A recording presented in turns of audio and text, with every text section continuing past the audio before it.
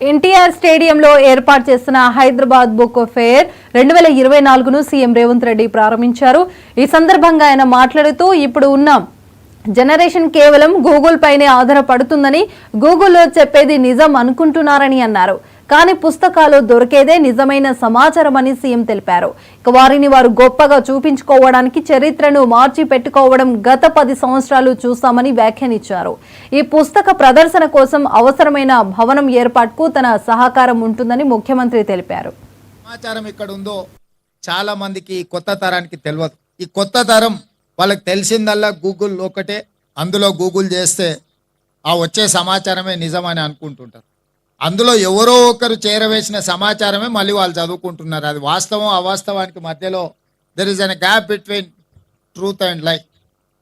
ఎవరు ముందుగా అందులో ఏదైనా సమాచారాన్ని పెడితే అదే నిజం అనుకునే భ్రమలు. అందుకే ఎప్పుడు కూడా చరిత్రకారులు రాసిన పుస్తకాలు చదవడం ద్వారా చరిత్రలో కనుమరుగైన గొప్ప వ్యక్తుల గురించి తెలుసుకునే అవకాశం ఉంటుంది. అది నేను సంపూర్ణంగా విశ్వసిస్తున్నాను. పోరాడి అమరులైన వాళ్ళ గురించి ఎవరో ఒక చరిత్రకారులు రాస్తే తప్ప రాసుకోవడానికి లేదు. 10 సంవత్సరాలు చూసినాము. అందుకే గత 10 సంవత్సరాలు మన ముందర కనిపించిన చరిత్రలో ఉన్న వాస్తవాలు అవాస్తవాలను గుర్తించి ఈ వేదిక మీద ఇక్కడికి వచ్చిన కవులను కళాకారులను, అందుకే ఈ మధ్యకాలంలో తెలుగు యూనివర్సిటీకి సురవరం ప్రతాప్ రెడ్డి గారి పేరు మనం పెట్టుకోవడం జరిగింది.